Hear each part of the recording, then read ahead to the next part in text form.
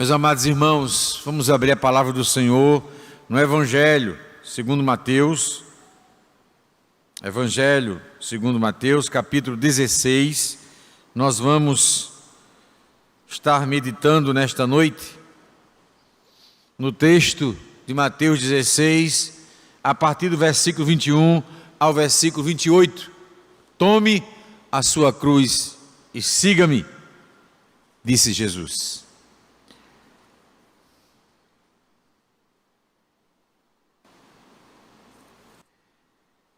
Assim diz a palavra do Senhor.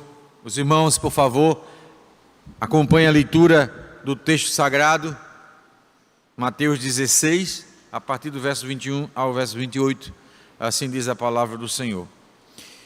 Desde esse tempo, começou Jesus Cristo a mostrar a seus discípulos que lhe era necessário seguir para Jerusalém e sofrer muitas coisas dos anciãos, dos principais sacerdotes e dos escribas, ser morto e ressuscitado no terceiro dia. E Pedro, chamando-o à parte, começou a reprová-lo, dizendo: tem compaixão de ti, Senhor. Isso de modo algum te acontecerá. Mas Jesus, voltando-se, disse a Pedro: arreda, Satanás. Tu és para mim pedra de tropeço, porque não cogita das coisas de Deus, e sim das dos homens. Então disse Jesus a seus discípulos: se alguém quer vir após mim, a si mesmo se negue, tome a sua cruz e siga-me. Porquanto quem quiser salvar a sua vida, perdê-la-á, e quem perder a vida por minha causa, achá-la-á. Pois que aproveitará o homem se ganhar o mundo inteiro e perder a sua alma? Ou que dará o homem em troca da sua alma? Porque o Filho do Homem há de vir na glória de seu Pai com os seus anjos, e então retribuirá a cada um conforme as suas obras. Em verdade, vos digo que alguns há dos que aqui se encontram, que de maneira nenhuma passarão pela morte até que vejam vir o Filho do Homem no seu reino. Vamos orar, meus irmãos? Pai, nós te bendizemos o nome pela tua maravilhosa palavra. Temos sede, Senhor, desta palavra, de ouvir a tua voz por meio desta palavra, Senhor. Ó Deus, a nossa incapacidade natural, Senhor, de discernir as coisas espirituais nos impede de podermos ouvir tua voz com clareza, discernir a tua voz com sabedoria. Ó Pai, por isso nós rogamos para que o teu Espírito Santo seja sobre nós essa noite, sobre cada um que nos ouve e nos assiste nesse instante, iluminando, Senhor, a mente, capacitando-a espiritualmente a entender, a compreender as coisas espirituais, Senhor. Ó Deus, em nome de Jesus, nós oramos, Pai, para a glória, para o louvor do teu santo nome, ó Deus. É em nome de Jesus que nós a te oramos. Amém. Meus amados, é fato notório a todos de que nós enfrentamos hoje uma crise de identidade no meio evangélico. Apesar dos números nos deixarem alegres, a quantidade de evangélicos no nosso país, o mesmo nós não podemos dizer que nos alegramos com um fraco testemunho, com um discipulado, meus irmãos, e que em nada se assemelha ao discipulado cristão. Pastor americano John MacArthur Jr., em 1996, escreveu um livro. O título do livro é O Evangelho segundo Jesus. E neste livro, John MacArthur faz uma análise, isso em 1996, da Igreja do Senhor, da fraqueza do testemunho da igreja perante uma sociedade ímpia. E John MacArthur fez a seguinte avaliação. Ele disse: o evangelho que está em voga hoje em dia oferece uma falsa esperança aos pecadores. Promete-lhes que terão a vida eterna, apesar de continuarem a viver em rebeldia contra Deus. Diz ainda o pastor: na verdade, encoraja este evangelho que é pregado, encoraja as pessoas a reivindicarem Jesus como Salvador, mas não podendo deixar para mais tarde, o compromisso de obedecê-lo como Senhor. A questão toda, a controvérsia toda, é se alguém pode ser salvo apenas em ter Jesus como Salvador e não como Senhor da sua vida. Portanto, o que temos é uma mensagem que é alterada, uma mensagem que é pervertida, como diz o apóstolo Paulo. Há uma perversão do Evangelho, onde se faz promessas em que o Evangelho não promete. Convida pessoas para seguirem a Cristo, mas sem lhes avisarem do custo que é seguir a Cristo. O chamado, meus irmãos, para a autonegação é um chamado bíblico, é um chamado do próprio Cristo. O escritor, também americano, John Piper, ele diz: o chamado para a autonegação ensina a busca pela satisfação em Deus. Devo negar a mim mesmo, porque sou inclinado a buscar prazer fora de Deus. Semana passada eu compartilhei com os irmãos um texto aqui também do Evangelho de Mateus, lá no capítulo 11, em que Jesus faz um convite: vinde a mim todos vós que estáis cansados e sobrecarregados, e eu vos aliviarei. No mesmo Evangelho, agora no capítulo 16, Jesus faz outro convite: se alguém quer vir após mim, a si mesmo se negue, tome a sua cruz e siga-me. É um convite com um alerta, é um convite realista para aqueles que querem seguir a Cristo, para aqueles que desejam ser discípulos de Cristo. Há um alerta de que há um preço a pagar, há uma renúncia a se fazer. Eu quero, com os irmãos, analisar, a partir do contexto desse capítulo 16, por que Jesus, ele fez esse convite, fazendo este alerta da necessidade de negar-se a si mesmo e de tomar a cruz dia a dia. Vamos então lá para o início do capítulo 16 e entender por que Jesus chegou a este discurso. Inicialmente no capítulo 16 nós temos o registro de que dois grupos religiosos altamente influentes na sociedade em Israel, mas que eram diferentes em muitos aspectos quanto às suas crenças. Na verdade, esses dois partidos, ou esses dois grupos, fariseus e saduceus, capítulo 16, verso 1, eles eram opostos entre si. Os fariseus criam na ressurreição, os saduceus não criam na ressurreição.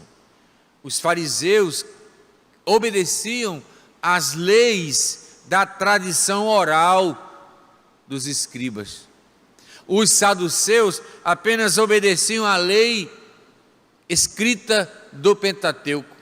E por aí a gente entende que não tinha como esses dois grupos andarem juntos. No entanto, o início do capítulo 16 nos demonstra que eles estavam unidos com um propósito: perseguir a Jesus, provar a Jesus, matar Jesus. O que a gente percebe é que Jesus, ele era alguém que incomodava estes grupos religiosos, porque Jesus não se encaixava nas expectativas que esses grupos religiosos tinham. Muito pelo contrário, Jesus os criticava. Então aqui nós temos os fariseus e saduceus se aproximando de Jesus, pedindo a Jesus que Jesus mostrasse um sinal do céu. Eles queriam um sinal, uma comprovação de que de fato ele seria o Messias, o Cristo ungido de Deus. Jesus lhes dá uma resposta um pouco dura, mas uma resposta que era dura, mas que tinha o propósito de combater a incredulidade no coração destes dois grupos de religiosos, os fariseus e os saduceus. Jesus diz para eles: vocês observam o tempo, o céu, e sabem discernir as coisas, os sinais do tempo? Uma geração má e adúltera pede um sinal, e nenhum sinal lhe será dado, senão o sinal de Jonas. E deixando-os, retirou-se. Há, por parte dos fariseus e dos saduceus, um sentimento de animosidade, de ódio, de raiva, de guerra, de inimizade para com o Senhor Jesus. Toda vez que esses religiosos se aproximam de Jesus, fazendo pergunta, questionando, na verdade o interesse deles não era a salvação, não eram de fato receber Jesus como o Cristo, Filho de Deus, mas era tentar provar que ele não era de fato o Cristo, Filho de Deus. Jesus diz: olha, uma geração má e perversa, são eles, pedem um sinal, mas o sinal que lhes será dado, senão o sinal de Jonas. O sinal de Jonas, meus irmãos, está relacionado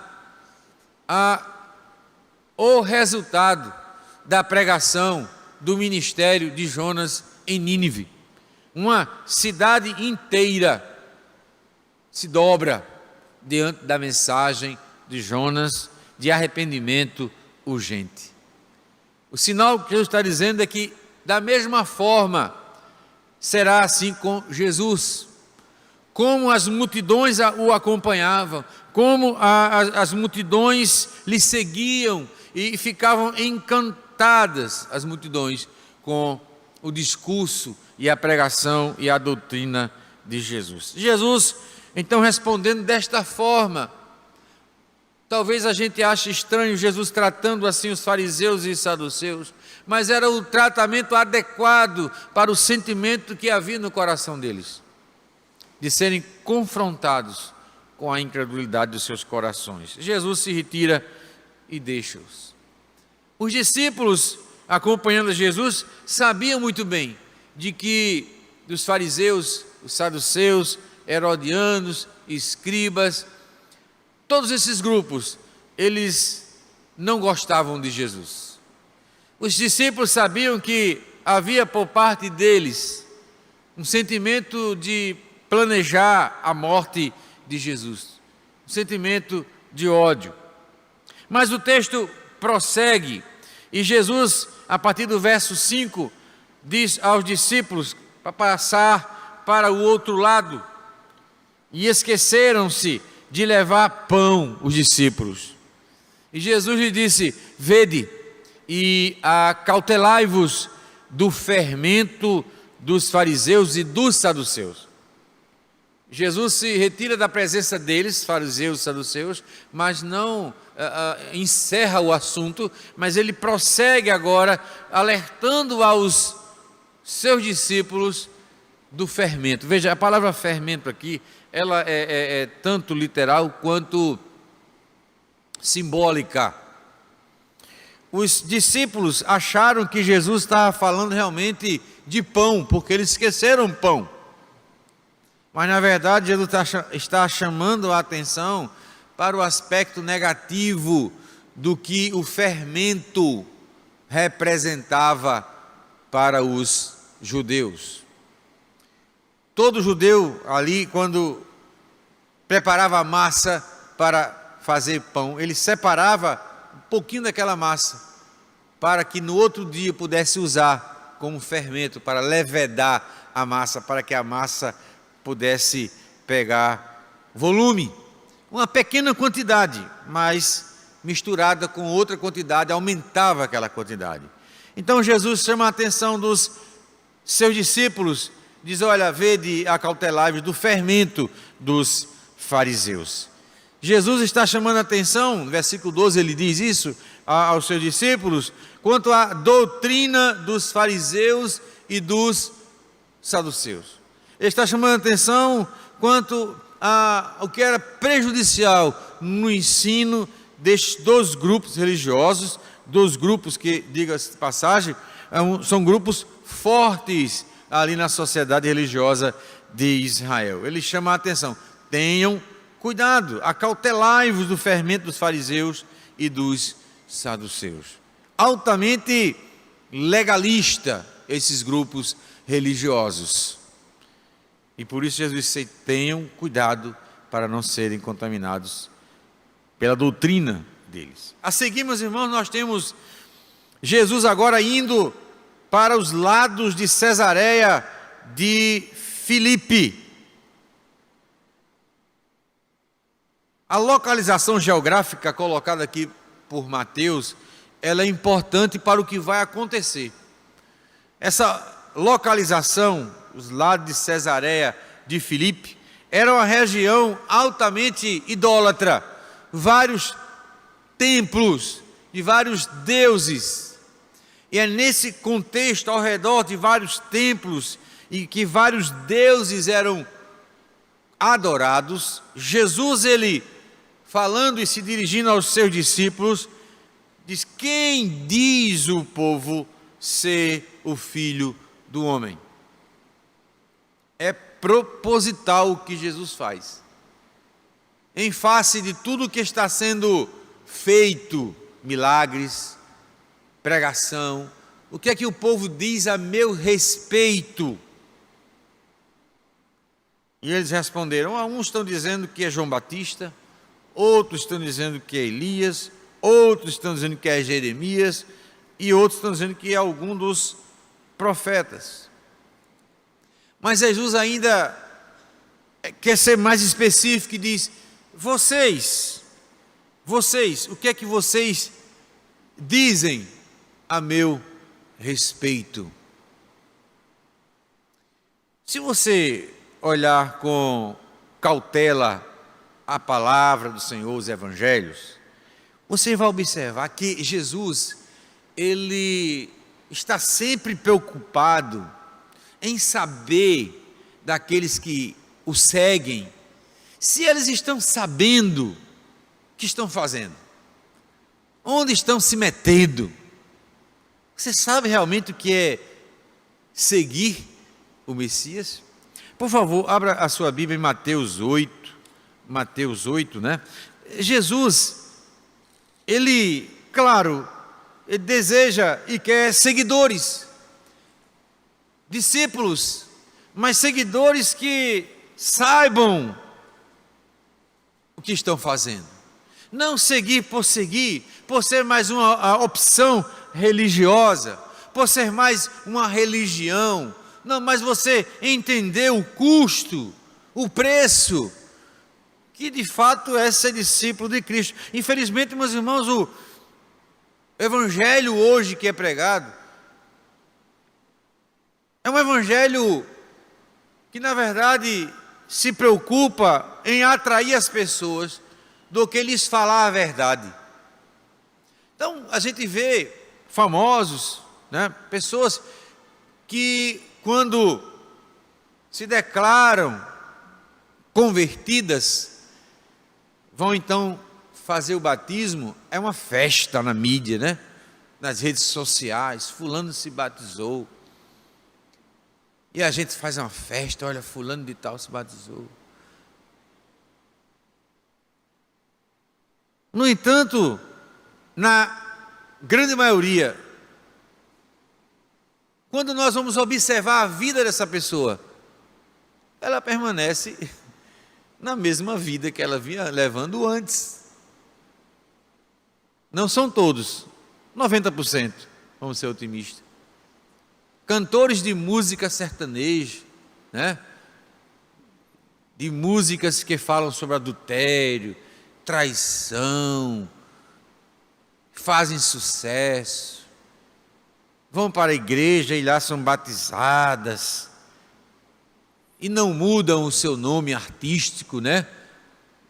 O nome artístico que fala de uma atitude extremamente sensual, pornográfica, e essas pessoas estão achando que vão para o céu, que são discípulos de Cristo, que estão salvas.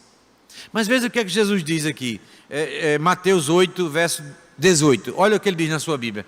Vendo Jesus muita gente ao seu redor, ordenou que passasse para outra margem. Então, aproximando-se dele, um escriba disse-lhe: Mestre, seguir-te-ei para onde quer que fores.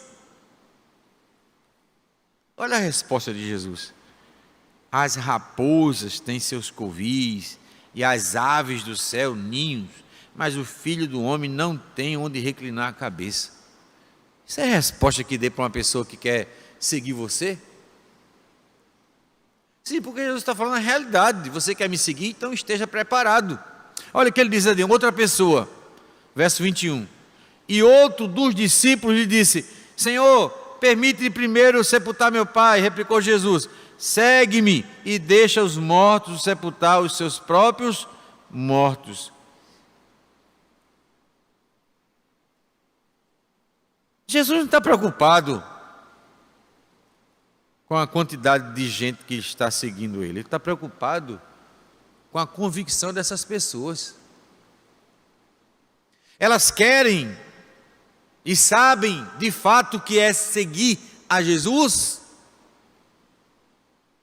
É isso que Jesus está preocupado. Aí em Mateus, aí no capítulo 10 de Mateus, pertinho, no versículo 34. Versículo 34. Olha o que Jesus diz. E ele está sempre acompanhado de uma grande multidão, né? O que ele está dizendo, está todo mundo ouvindo. E se fosse hoje, né, chegava lá o diretor de marketing da igreja: pastor, não fale essas coisas não, o senhor está espantando as pessoas. Jesus está fazendo isso. Olha o que ele diz. Verso 34 do capítulo 10. Não penseis que vim trazer paz à terra. Não vim trazer paz, mas espada. Pois vim causar divisão entre o homem e seu pai, entre a filha e sua mãe, entre a nora e sua sogra. Assim, os inimigos do homem serão os da sua própria casa. Quem ama seu pai ou a sua mãe mais do que a mim, não é digno de mim. Quem ama seu filho ou sua filha mais do que a mim, não é digno de mim. E quem não toma a sua cruz e vem após mim, não é digno de mim. Quem acha a sua vida, perdê-la-á. Quem todavia perde a vida por minha causa, achá-la-á. Você não escuta esse tipo de pregação nesse texto.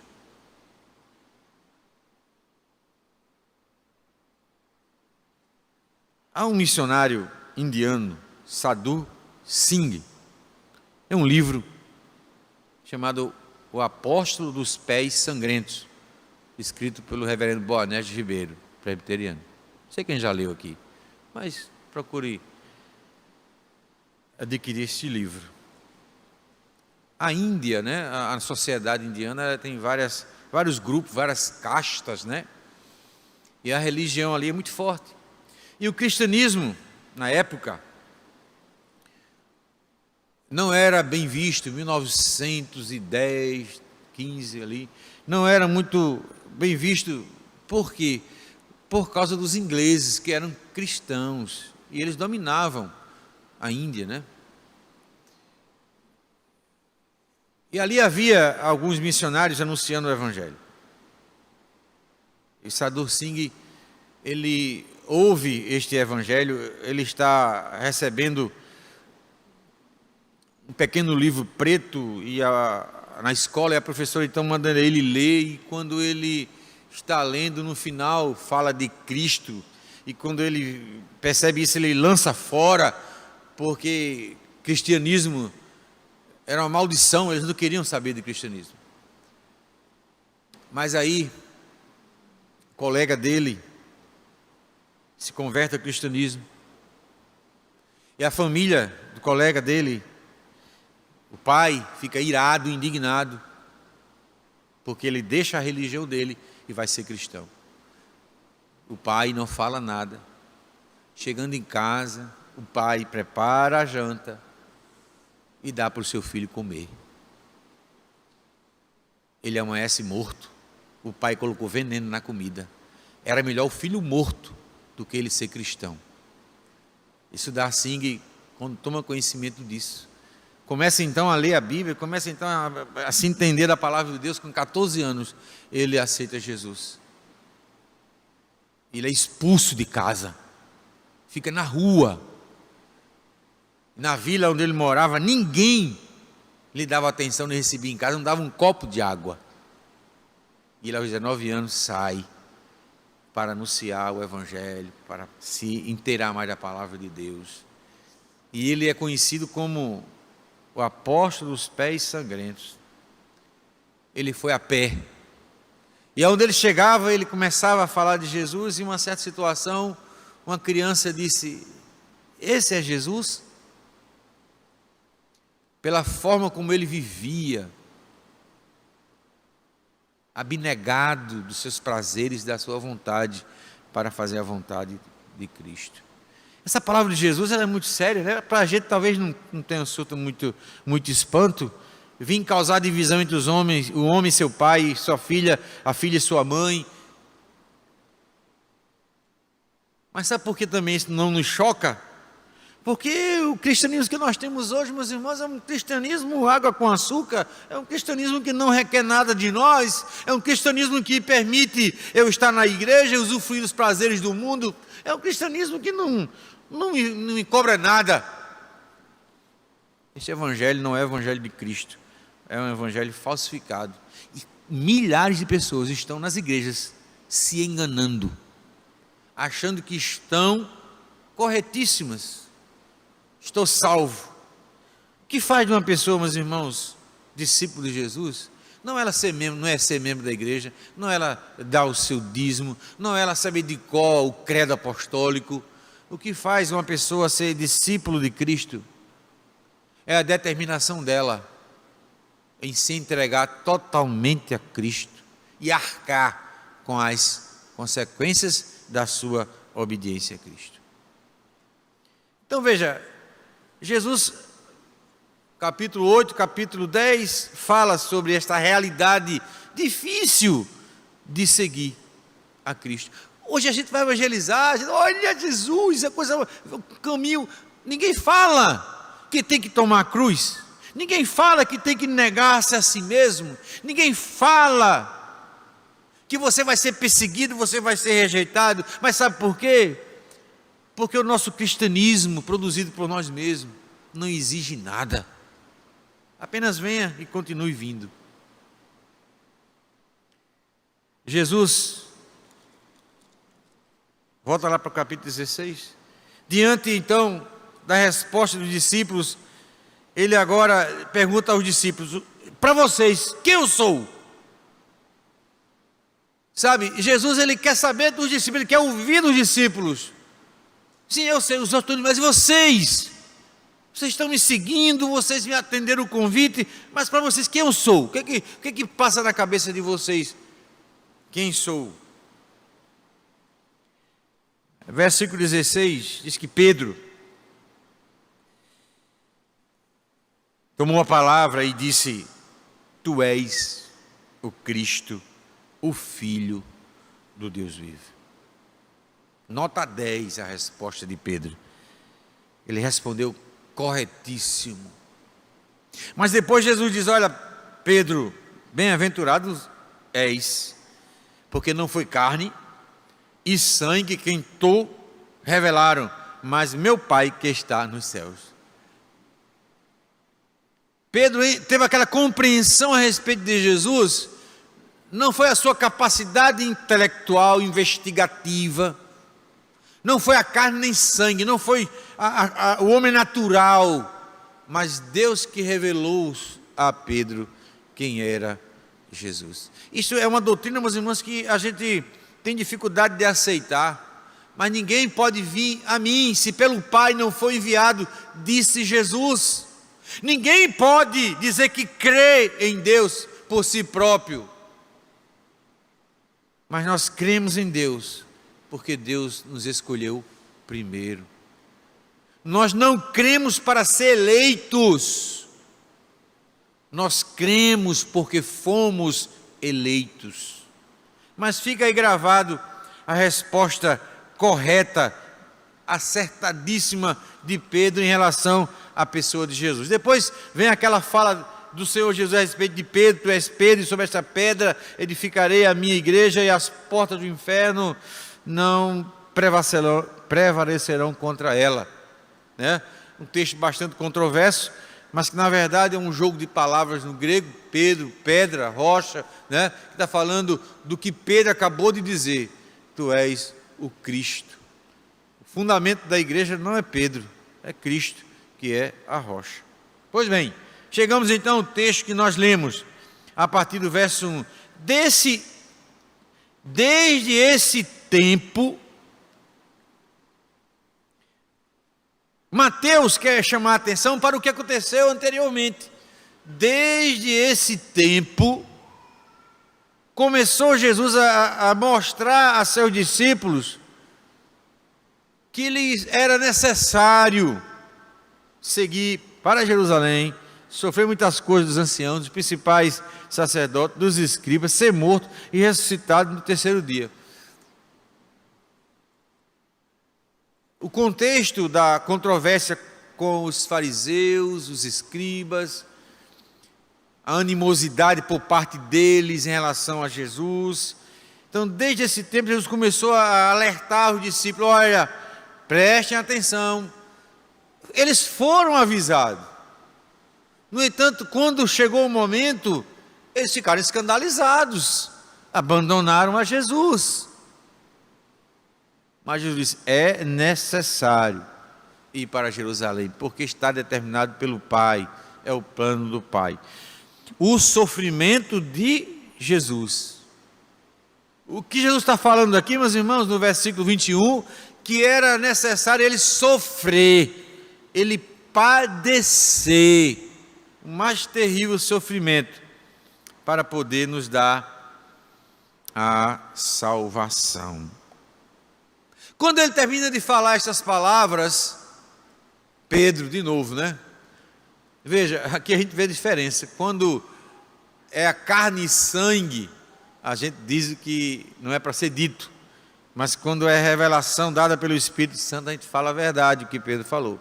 E agora Pedro novamente toma a palavra diante do que Jesus disse. O que foi que Jesus disse? É necessário eu sofrer nas mãos dos anciãos, nas mãos dos sacerdotes, dos escribas, ser morto e ressuscitar no terceiro dia. Diante dessa fala de Jesus, Pedro chamou Jesus à parte. Pedro chama Jesus e começou a reprovar Jesus. Você está ficando doido, homem? Esse negócio de sofrer, de morrer, que história é essa? Meus irmãos, vejam como Pedro aqui representa o cristianismo hoje. O hedonismo, a busca pelo prazer, tão somente prazer, nada de sofrimento. Uma coisa que a gente precisa entender, meus irmãos, que Cristo sofreu, não porque ele gostasse de sofrer, que aí já é uma patologia. Ele sofreu porque ele era necessário. O sofrimento advém, meus irmãos, da nossa obediência. O sofrimento vem como consequência.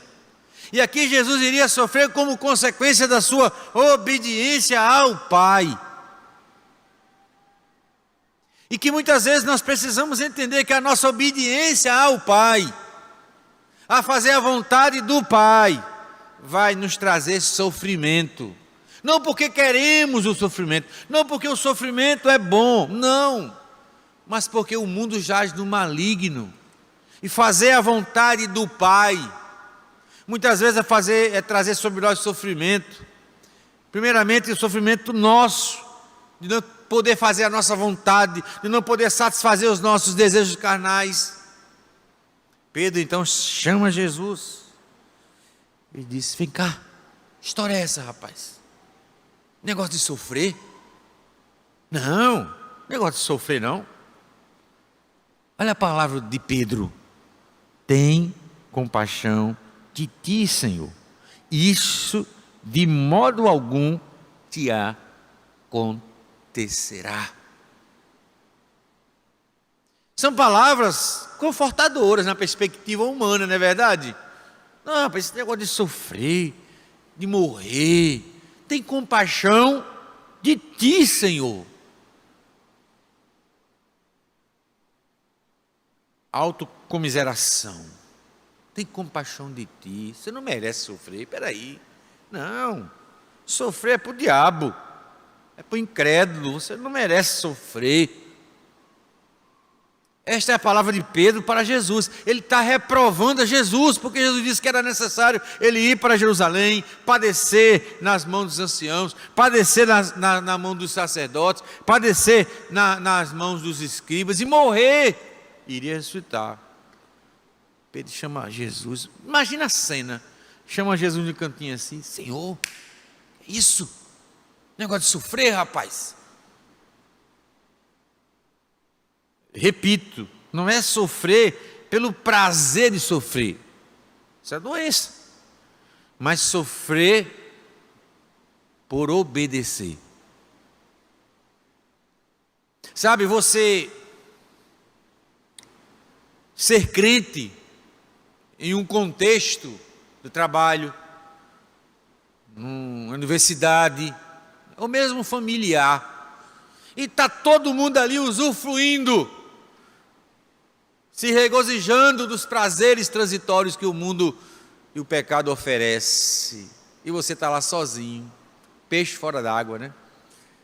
Aí chega alguém: rapaz, não precisa disso, vem cá, vamos aqui também.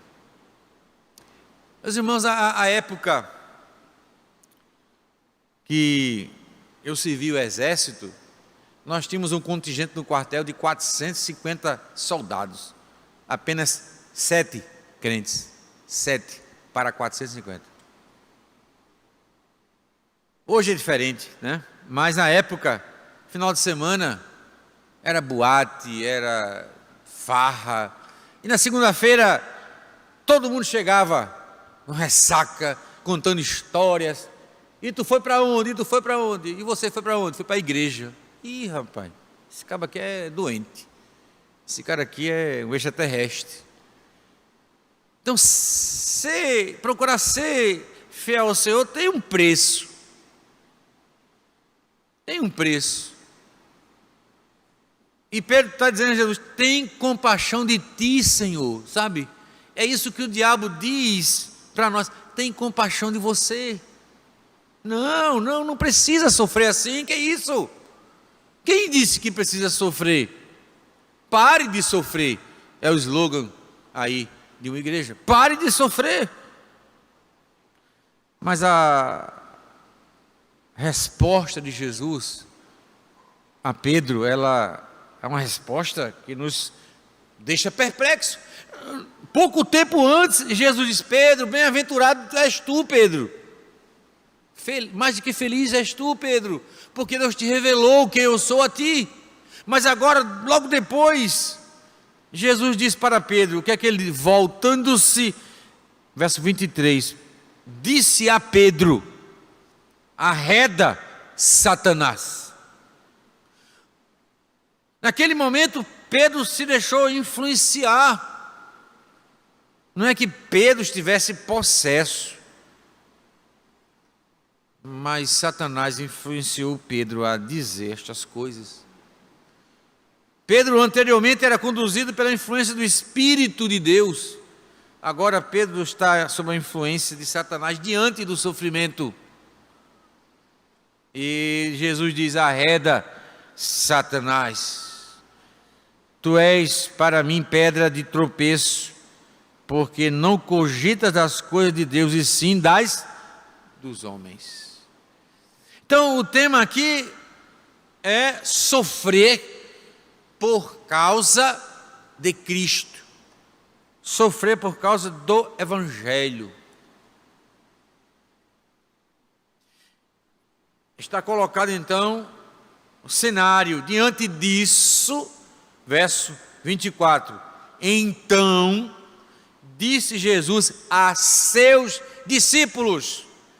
O que é que Pedro está dizendo para ele? Não sofra, não tem compaixão. Aí Jesus toma a palavra e agora para todo mundo: vem cá, olhe, se alguém quer vir após mim, a si mesmo se negue, tome a sua cruz e então siga-me. Abra lá a sua Bíblia, lá em Mateus, aqui capítulo 10.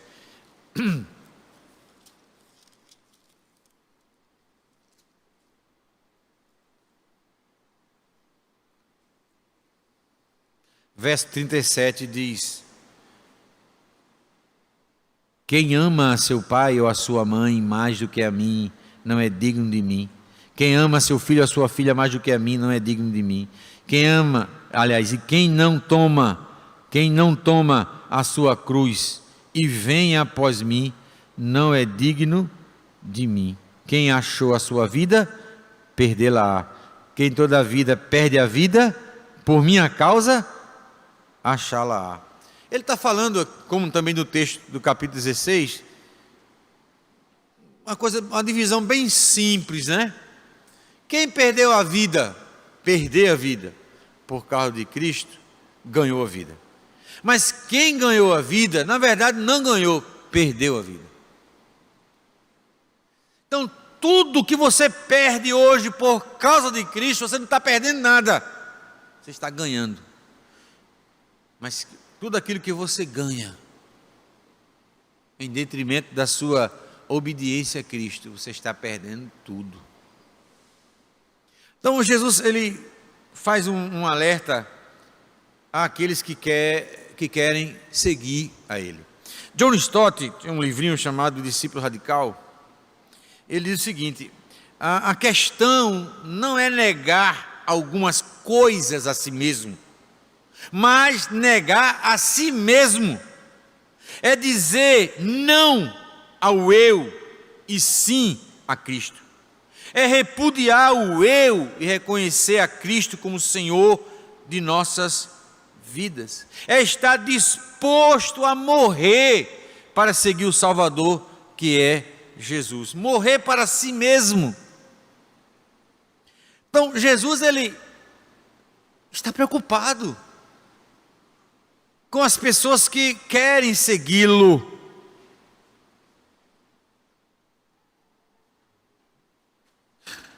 Seguir a Cristo, meus irmãos, uma igreja hoje, em muitas igrejas, né? Não todas, é muito fácil. Quando a intenção da liderança é apenas arregimentar números. Venha, venha, venha, venha. Mas uma igreja séria, uma liderança séria, temente a Deus, e seguindo o exemplo de Cristo, ela pergunta para aqueles que desejam se tornar membro da igreja: por quê? De onde você está vindo? O que houve? Há uma preocupação sadia para com a pessoa que deseja se tornar membro e para com a membresia da igreja. Isso é zelo. Deveria receber? Não, de forma alguma. O próprio Jesus não fez isso. Se alguém quer vir após mim. Ele diz isso para os discípulos, disse isso para a multidão. Vocês querem me seguir? Tá certo. Então ele diz a primeira coisa: a si mesmo se negue. É interessante que ele não fala de coisas, né? Vamos dizer assim, na nossa vida. Ele fala negar a si mesmo, porque se você negar a si mesmo, o restante é fácil, o restante vem.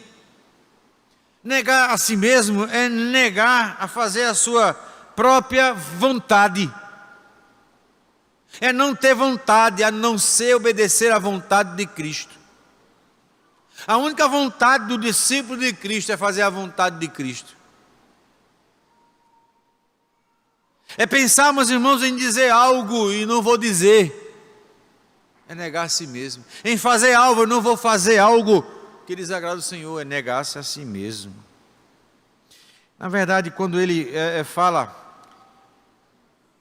a segunda condição, a primeira qual é? Negar-se a si mesmo. Interessante, né, que o mundo vai dizer que a solução na sua vida, né, de todos os seus conflitos está dentro de você, é você mesmo. E Jesus diz o contrário, né? Você tem que negar a você mesmo para ser alguma coisa no reino de Deus. E ele vai dizer a segunda condição: tome a sua cruz. Hoje a cruz, né, ela se tornou um símbolo muito popular, as pessoas carregam aí, né, no pescoço, em algumas repartições públicas tem lá a cruz, né? Mas na época de Jesus, na época do Império Romano, cruz, meus irmãos, era algo terrível, humilhante, humilhante. O que ele está dizendo é: toma a sua cruz, é a imagem de você tomar a sua cruz e andar com a sua cruz como ele fez. Ser escárnio para as pessoas, ser humilhado pelas pessoas, para fazer a vontade do Pai. Meus irmãos, esse cristianismo que nós vemos aqui no Evangelho é um cristianismo autêntico, real, verdadeiro. Por isso que Jesus alerta: olha, se alguém vai construir alguma coisa, primeiro ele faz os cálculos. Então a pessoa chega hoje: eu quero seguir a Cristo, eu quero ser discípulo de Cristo. Você sabe o que você está dizendo? Você tem noção? Ah, tenho. O que é dito aí, né, pelos televangelistas, pelos grandes pregadores, é muito bom. É só vitória. Mas Jesus diz: tome a sua cruz. Negar-se a si mesmo é morrer. É você morrer. Morrer. Paulo, escrevendo aos Colossenses, ele diz: fazei morrer a vossa natureza terrena. É você matar você mesmo. Negar-se a si mesmo é isso. Tomar a cruz significa rendição e dedicação plena à vontade de Deus. Tomar a cruz é isso, meus irmãos.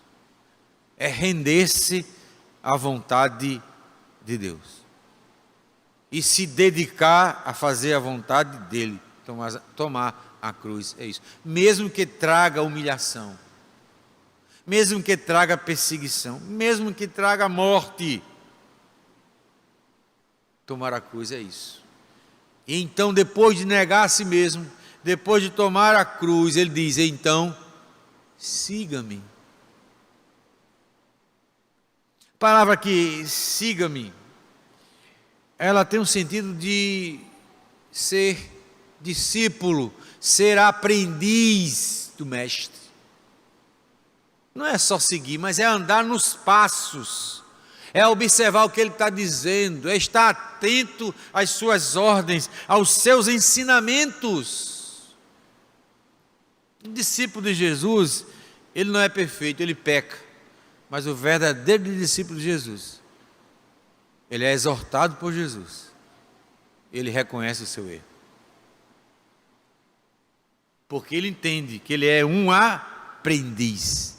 Seguir a Jesus é estar disposto a aprender com Jesus a caminhada da vida. E depois ele vai dizer: quem quiser salvar a sua vida, perdê-la. E quem perder a vida por minha causa, achará. Pois que aproveitará o homem se ganhar o mundo inteiro e perder a sua alma? Ou que dará o homem em troca da sua alma?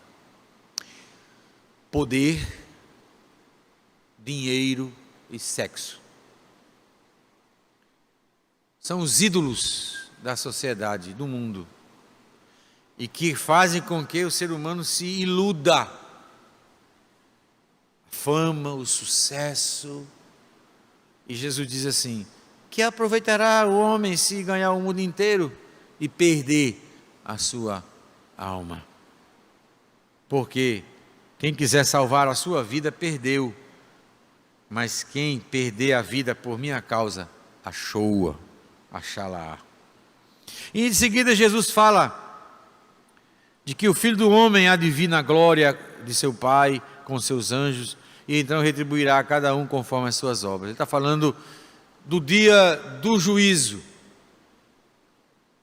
Mas o verso 28, para a gente não misturar e se confundir, Jesus vai dizer que em verdade vos digo que alguns há dos que aqui se encontram, que de maneira nenhuma passarão pela morte até que vejam o Filho do Homem no seu reino.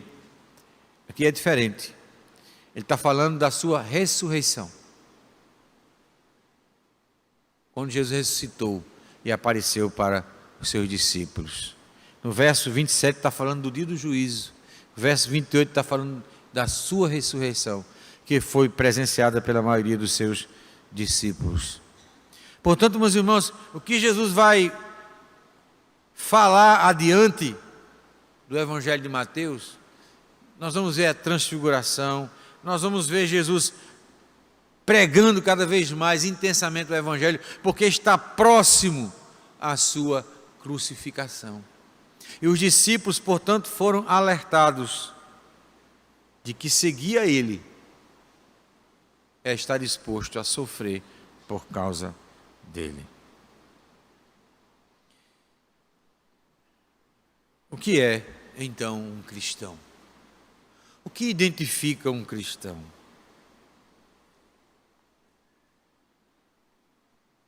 Nós podemos achar que é pelo simples fato dele ser membro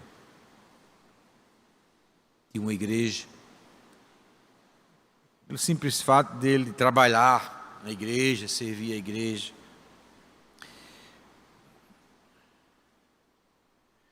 O serviço na casa de Deus não substitui o testemunho que devemos dar e ter na nossa vida como discípulo de Cristo. Às vezes nós tentamos substituir o testemunho que é devido por serviço. Fulano trabalha. Não é isso que Jesus quer. Jesus quer que ele negue a si mesmo. Jesus quer que ele tome a cruz. O que vai identificar o verdadeiro discípulo de Cristo é a disposição que devemos ter de negar a nós mesmos e de estar disposto a tomar a cruz. Pertencer a Cristo e viver para agradar a Ele e não a nós. Que Deus nos abençoe, meus irmãos. Em nome